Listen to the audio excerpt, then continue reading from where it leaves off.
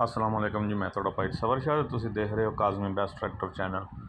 उम्मीद करना सारे भरा खरीत ने होणगे ते भरावां दा बड़ा शुक्रगुजार हाँ कि तुसीं मेरे चैनल सबसक्राइब करदे हो, मेरी वीडियो नूं लाइक ते शेयर करदे हो। बहुत बहुत शुक्रिया सब भरावां दा।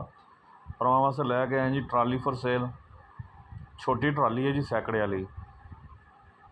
बाकी ट्राली की कंडीशन मुकम्मल तुहानूं दिखाने। साइडां अच्छियां ने, साफ सुथरी कंडीशन च। कोई खाधी पीती नहीं, ट्राली बिल्कुल साफ है। फ्रेम इहदा देख सकते हो, अच्छा फ्रेम है। बाडी साइडां तू ते टायर है तुहाडे सामने ने, अद्धे राणे जे टायर ने। 6 नट्टे रिम लगे ने, साफ रिम ने वलैती। बाकी है ट्राली की बाडी जे फ्रंट तो नज़र आ रही है तुहानूं 2020 की बनी जे। फ्रेम अच्छा लगे है ट्राली का, देख सकते हो। भारा मटीरियल लगे है इनू। बाकी है थल्लों कंडीशन ट्राली की साफ सुथरी है ट्राली, बिल्कुल कोई गली नहीं।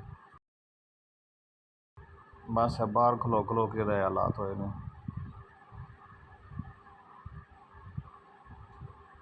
हुक देख सकते हो ट्राली की, बिल्कुल साफ है।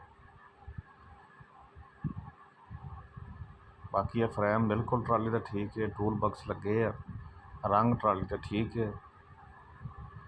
दूसरी साइड भी तुहानूं मुकम्मल दिखा देने।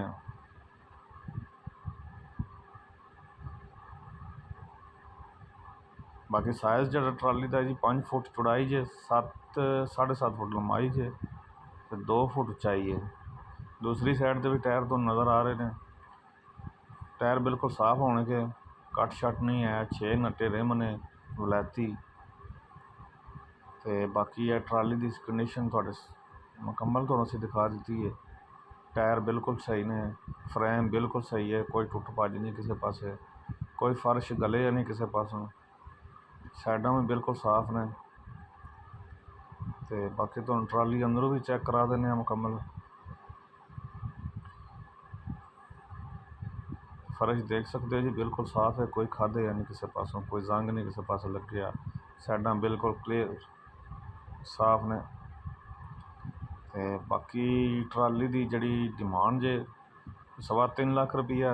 लोकेशन लाला मूसा या डिस्क्रिप्शन नंबर तो असीं दे देंगे। बाकी वीडियो साढ़े पसंद आई तो लाइक तो शेयर जरूर करियो। दुआवां याद रखियो। अल्लाह हाफिज़।